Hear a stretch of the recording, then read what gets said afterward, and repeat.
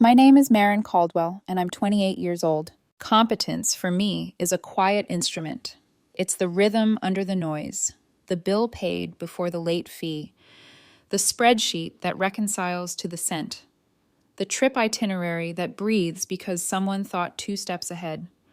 For a while, I believed love could hum in that same key, steady, respectful, unspectacular, in the way that a load-bearing wall is unspectacular until you remove it and everything groans. Caleb Weston did not hum. Caleb sparkled. He was a Tuesday into event person, algorithmed to charm, the kind of man who could make a hostess grin and a room tilt a few degrees brighter. He told me my calm steadied him. I told myself that meant balance. For 8 months, we called it chemistry and convinced ourselves that chemistry was a plan. Last Friday, we were at an upscale fusion place downtown. Backlit bottles, slate plates, waiters who knelt like consultants. Caleb had forgotten his wallet in my car and waved me off with an apologetic smile. "Babe, you're a lifesaver," he said, already turned toward the bar where Zoe waited, fringe bangs and a dress that photographed well. The elevator down to the garage smelled like citrus cleaner and last week's arguments.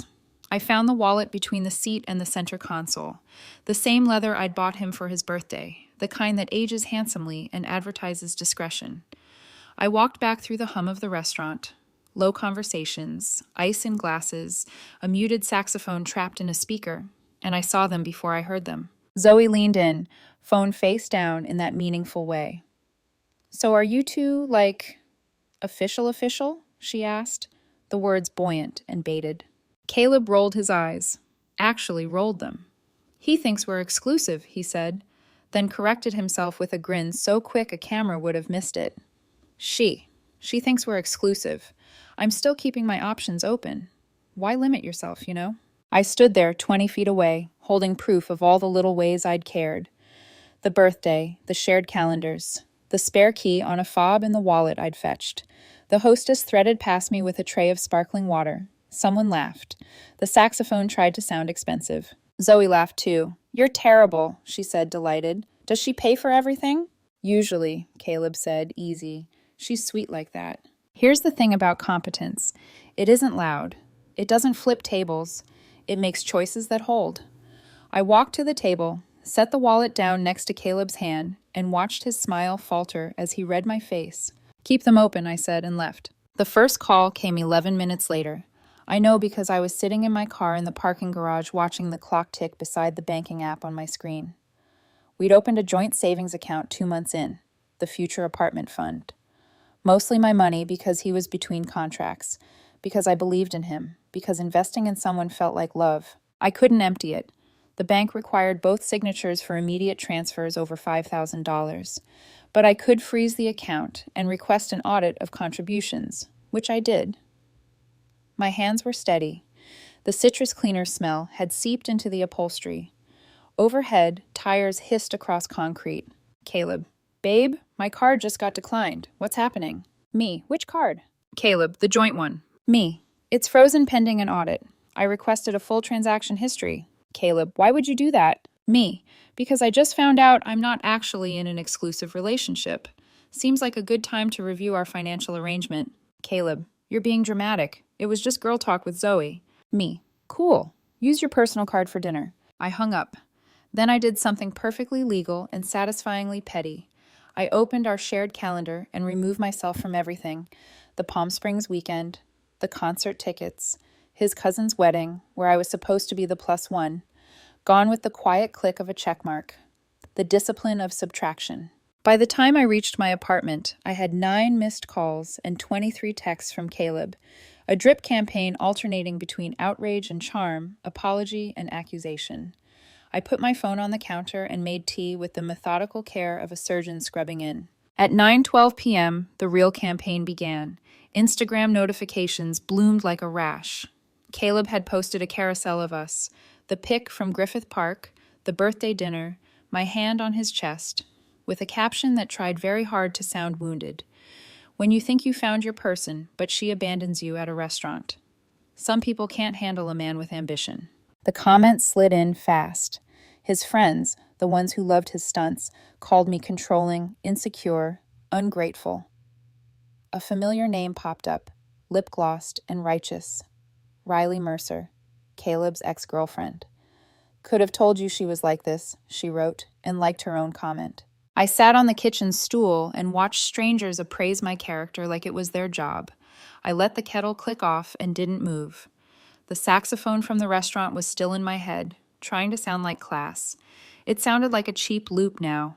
There's a point in most stories where the plot believes it's in charge. It lays down a track and dares you to follow it. But competence is good with maps. I opened a different app, the one that never lies, and scrolled back through device activity logs. A timestamp glowed. 3 weeks ago, the night his deck had a dead battery and he needed my laptop. He'd smiled, kissed my forehead, and promised to leave everything exactly how he found it.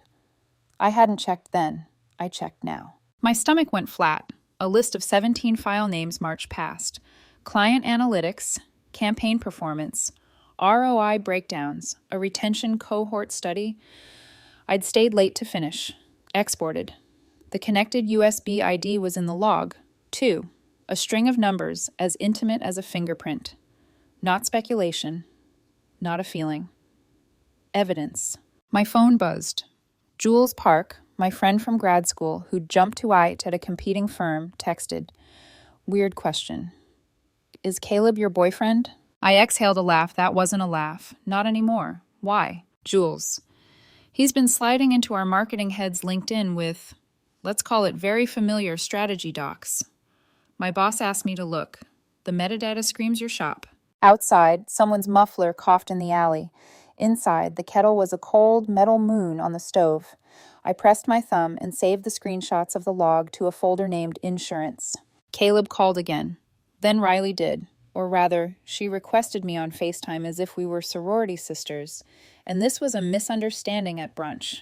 I declined her and blocked the number. I didn't owe an ex-girlfriend hospitality. Another DM lit up. Zoe, suddenly converted to concern. Marin, can we talk? There's context. I stared at the word until it lost shape. Context is what people ask for when the facts don't flatter them. I wish I could tell you I cried then, that I sank to the kitchen floor, clutched the tea towel, and let the shock rip me open. I didn't. I washed the 1 cup in the sink and dried it and put it away. I wrote a list. Bank, logs, HR, legal, therapists, a guess at something I might need later when doing became less useful than understanding. Around midnight, Caleb's posts multiplied. TikTok, a near tear with a perfect angle. Stories tagged with soft focus songs about betrayal. The view counts climbed. The narrative turned. Where he was theatrical, I was documentary. I pulled every text where he'd insisted on being exclusive. I collated transfers into the joint account. My deposits, his 2 token $50 transfers followed by withdrawals that were somehow always $200 plus. I stored it all. At 12:41 a.m., he tried tenderness. You know I love you. This is just a blip. Zoe is messy. Don't do anything rash. I closed my eyes and saw the waitress refilling water as I set the wallet down. The way Zoe's voice had tilted toward entertainment. The way Caleb had performed cruelty, like a line he'd practiced. People tell you who they are. Sometimes they do it on a stage with an audience and a drink in their hand. If you're lucky, you're 20 feet away and still close enough to hear your old life end. I typed 1 sentence and sent it. We'll handle communication through our lawyers. The read receipt popped up immediately. 3 dots appeared, disappeared, appeared again, then nothing. My apartment felt like a white room, spare, bright, undecorated by his chaos. Somewhere downtown, a bill was being split without me. Somewhere online, a story I didn't write was gathering likes. Here's mine. The morning after the restaurant, my apartment felt unnaturally still. No half-open laptop playing his playlists, no coffee cups with lipstick ghosts on them, no hum of someone else's calendar bleeding into mine. Just quiet. I used to crave quiet. Now it sounded like aftermath. My phone lit up with 36 unread messages. Caleb's tone shifted like a mood board. Apology, accusation, nostalgia, threat, apology, again. His final text read, "You don't know what you're doing. This could ruin both of us." For once I believed him, but not in the way he meant. At 9:03 a.m., I emailed HR at my company. Potential data breach, the subject line read. I attached the screenshots of my device logs and the note from Jules Park. 5 minutes later, my manager called. Her voice was careful, like she was tiptoeing across glass. Marin, bring everything you have. Don't talk to anyone else about this yet. I packed my laptop, printed the logs, and drove in silence, counting each red light like it was punctuation. In Janet's office, the blinds were half drawn. She looked smaller than usual behind her monitor. Show me. I did. File names, timestamps, USB IDs, the kind of proof no one wants to find. Her mouth tightened. How did you catch this? He borrowed my laptop 3 weeks ago, I said. Said his battery was dead. Janet closed her eyes, inhaled, and picked up her phone. I'm looping in legal. By noon, our legal counsel and IT head were in the room. The evidence spoke for itself. 17 files containing proprietary client data accessed from my drive during Caleb's login session. The files had been copied onto an external device registered under his name, confirmed by serial trace from his own firm's records. Janet's voice softened once the room emptied. You handled this perfectly, Marin. Don't engage with him again. Let us take it from here. I nodded, but the word perfectly felt misplaced. Perfect would have been never dating him. At 1:12 p.m., my phone rang again. Caleb. I let it buzz out. Then his name appeared in a new email notification. Subject. Please, Marin. I heard from my boss this morning. They're asking questions. Please tell me you didn't. You're overreacting. It was just to help with my pitch deck. Everyone borrows ideas. You're going to get me blacklisted. I stared at the blinking cursor and started drafting, deleting, redrafting. Finally, I wrote, You didn't borrow ideas. You stole data. From my company, using my device. Stop contacting me. I've turned over everything to legal. Then I pressed send. At 3:17 p.m., Jules texted again. He's panicking. He's been messaging our head of marketing all morning trying to retract his proposals. It's tracing metadata. Your logs helped a lot. You okay? I'm fine. It wasn't true, but competence teaches you to answer as if it is. That night, I didn't check his social media. I deleted and blocked him everywhere. But a coworker sent me screenshots anyway. Caleb on TikTok, teary-eyed under soft lighting, captioned, When the person you love ruins your career. The comments were brutal. Half of them blamed me. The other half asked what career he was referring to. For a moment, I felt something almost like pity, until I remembered his voice at that table. Why limit yourself? On Wednesday, Janet called me back into her office. Our lawyers coordinated with his company. They confirmed he used the files in his pitch to them. They're opening an internal investigation. We'll proceed with a formal notice. What happens next? We won't pursue criminal charges unless they push back, but they'll have to terminate him. His firm wants this contained quietly. I nodded, trying to swallow the odd mixture of relief and nausea. That evening, my phone buzzed again. Unknown number. I let it go to voicemail. Then, curiosity won. Marin, please, it's Caleb. You don't understand. This is snowballing. They're threatening to fire me. I didn't mean to hurt you. I only took those files to show initiative. Everybody does it. I just wanted to impress them. I replayed it once, twice, 3 times. The same way you touch a bruise to confirm it still hurts. Later, a new message appeared, softer, like he'd rehearsed sincerity. You're better than this. We could work it out. I'll delete everything. Tell them it was a misunderstanding. You tell your company the same. We both walk away clean. I laughed out loud, not bitterly, just disbelieving. At 10:05 p.m., he tried another angle. Think about how expensive lawyers are, for both of us. I typed and deleted a dozen replies before sending. The expense is yours to manage. Actions have costs. He didn't respond. The next morning, I woke to an envelope taped to my door. No note, just my spare car key and a folded photo. Us at the beach, my head tilted into his shoulder, both of us smiling like the future was simple. On the back, one sentence in his handwriting. I never thought you'd be the one to ruin me. I left the photo on the counter. I'd already ruined enough things trying to fix someone else. By Friday, the formal notice was filed. His company suspended him pending investigation. My firm's legal team finalized our documentation chain, time-stamped and notarized. Janet told me, We'll likely close this soon. You did everything right. Right still felt wrong. There's no right way to discover someone loved you with a borrowed password. That night, I poured wine into the last clean glass in my apartment and scrolled through the audit email from the bank. $8,734.62. Every cent of my deposits accounted for, his contributions totaling exactly $100 spread over 2 token transfers. I should have felt vindicated. Instead, I felt efficient, which is colder. Before bed, I opened a new document labeled Therapists, shortlist.docx. For the first time in weeks, I didn't flinch at the idea of asking for help. Competence was good for order, but it couldn't teach me how to grieve something that had never really existed. When I turned off the light, my apartment hummed again. Quiet, stable, precise, the way I built it. But beneath the hum was a pulse I hadn't recognized before. It wasn't guilt. It was clarity. The kind that comes after you stop mistaking silence for peace. 3 weeks later, the fallout had taken on a rhythm. Sterile, procedural, almost boring in its precision. I'd stopped checking the news, but my coworkers still whispered about the Weston breach. Caleb had become a cautionary tale. Talented, careless, charismatic, doomed. Our HR department loved the word closure. I learned it doesn't mean healed. It just means filed away. Caleb's firm folded quickly. Their official statement cited a violation of client confidentiality and ethical standards.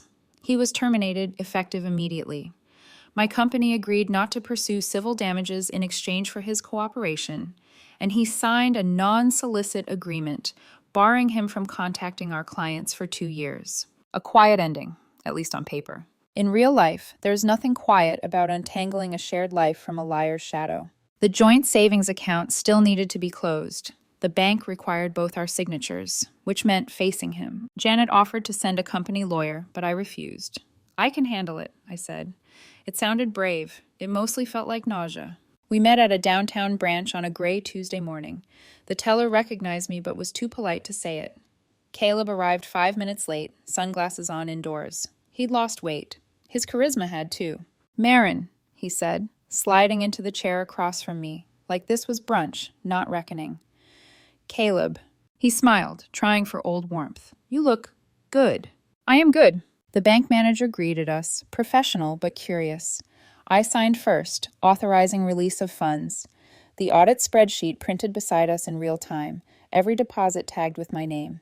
Caleb's column was nearly blank. He tried humor. "Guess you really did all the adulting, huh?" The manager didn't laugh. He cleared his throat.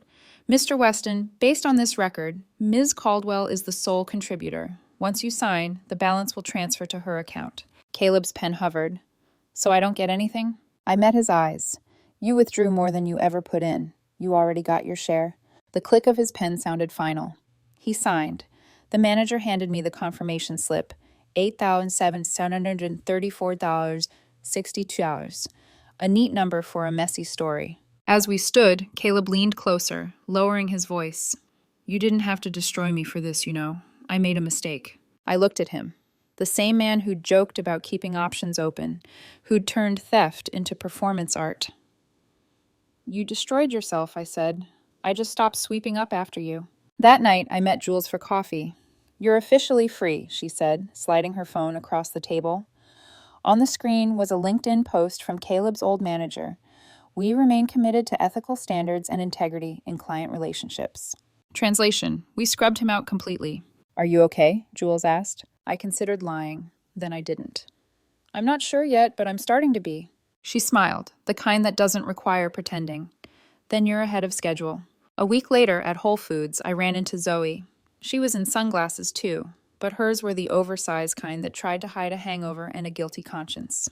"Marin," she said, hesitating between apology and curiosity, "can we talk?" I almost kept walking, but competence, again, finished the task. 2 minutes, I said. She sighed. "He's really struggling. He lost everything. The job, the apartment. He's moving back in with his parents." I raised an eyebrow. Sounds like the consequences of his own actions. Zoe frowned. "You could have just talked to him that night, worked it out privately." "I could have," I said. Would it have changed the fact that he was already sleeping with other people, or that he stole proprietary data from my company? You think a conversation fixes that? She opened her mouth, closed it again. "He said you set him up." That's what guilty people call accountability. For a second, Zoe looked young, the kind of young that still believed charm was character. "Anyway," she murmured, "good luck with everything." You too, I said, and meant it. Everyone deserves the chance to grow up. That weekend, I went through the last physical remnants: his hoodie, his spare toothbrush, a ticket stub from a concert I'd pretended to enjoy. I didn't burn or rip anything. I just dropped them into a donation box. Detachment doesn't always look like drama. Sometimes it's just sorting, labeling, and letting go. By Sunday, the apartment finally smelled like me again. Then, because life enjoys irony, I got an email from Riley Mercer, the ex. Subject: Perspective. I know you probably hate me, but I wanted to say I was wrong about you. He lied to me too, about everything. I thought you should know he's been applying to jobs out of state. Guess he's running out of bridges to burn. I read it twice, then archived it. Some messages don't require replies. Later that night, as I balanced my new budget spreadsheet, a ritual I'd always found calming, I realized the strangest thing. The balance didn't matter. What mattered was that the account only had one name now: mine. I poured the last of my wine, stared out the window at the city that kept moving regardless, and whispered something I hadn't said in months. Thank you. Not to him, to myself, for finally leaving before the apology tour began. A month after it all unraveled, I went back to the restaurant. Not for closure, just dinner with friends. But the moment I stepped inside, memory hit like a heat lamp. The same dim gold lighting, the same muted saxophone looped through the speakers, the same table near the window where Caleb had turned exclusive into a punchline. Only this time, the air didn't tighten around me. It was just a restaurant, just a Friday night. When we were leaving, the hostess stopped me at the door. "You were here a while back, right? Left suddenly?" I blinked, caught off guard. "Yeah, why?" She smiled, conspiratorial. "That night got wild after you left. The friend, Zoe, had to pay the whole bill because your boyfriend's card kept getting declined. She made a scene, ended up calling her own boyfriend to come cover it." I almost laughed. "Really?" "She wasn't happy about it," the hostess said. "Bill was $312. Guess she learned to keep her options. Paid." Her tone was light, but something inside me settled. That's the strange mercy of truth. It eventually balances its own books. Back home, I poured tea instead of wine and opened my therapy journal. The entries from the first week looked like inventory: dates, numbers, evidence, proof that I wasn't crazy. Now, the pages read like something else: learning to separate vigilance from love, learning to trust silence again, not fear it. Dr. Nguyen, my therapist, had asked me last session, "Do you miss him?" I told her the truth. "No, I miss the version of me who thought he was real." She'd nodded. "That version wasn't naive. She was hopeful. Don't punish her for that." Hope, the most dangerous and necessary thing we ever learn to hold. A few days later, Caleb emailed me. The subject line: "I'm sorry. I know I have no right to ask you for anything. I was under pressure. I panicked. I made terrible choices. I've lost everything. I never wanted to hurt you. Please believe that." It was longer than that. Paragraphs about stress, about wanting to start over, about how you were the only one who really saw me. My lawyer had advised zero contact, so I archived it without replying. But before closing my laptop, I whispered the response I wouldn't send. "I did see you. That's the problem." Weeks passed. My routines filled back in, softer around the edges. Mornings began with sunlight instead of phone notifications. Evenings ended with real rest instead of damage control. I changed all my passwords, added two-factor authentication to everything, even Netflix. When I logged in, I noticed 3 unfamiliar profiles, names I didn't recognize, shows I'd never watched. I deleted them all and laughed out loud. For the first time, it felt clean. I'd started using the joint account money for something tangible. Therapy sessions, a weekend trip with friends, new locks on my door, and a savings fund under my own name. Competence wasn't just a habit anymore. It was a boundary. One afternoon, I ran into Jules again, outside a cafe. She grinned when she saw me. "Guess who just got promoted?" "Congratulations," I said. "You deserve it." She sipped her coffee, then leaned closer. "You know what's funny? HR at his old company reached out to ours. They wanted to confirm he's not eligible for rehire. I guess word travels." I smiled. "Integrity has good Wi-Fi." Jules laughed. "You should put that on a mug." That night, I sat by the window, watching the city lights blink like slow exhalations. My phone buzzed, a text from Dr. Nguyen confirming tomorrow's session, and then went still. The silence felt earned. I thought about all the ways I'd tried to measure love before. Who paid the bill? Who said, "I'm sorry," first? Who remembered anniversaries? Turns out the real measurement was who kept your name clean when things fell apart. Caleb had taught me a lot, none of it what he intended. He taught me that control can look like care, that chaos can masquerade as charisma, that trust isn't built by intensity, but by consistency, and that walking away isn't weakness, it's proof you finally recognize the cost. I looked at the restaurant receipt tucked into my journal. $312, unpaid by me, a small karmic line item. I traced my finger along it and smiled. People say closure comes when you forgive. I think it comes when you finally stop narrating the story from someone else's point of view. So here's mine in full. I didn't ruin his life, I just stopped funding it. And if I ever hear someone say, "I'm keeping my options open again," I'll smile, wish them luck, and walk away before the bill arrives.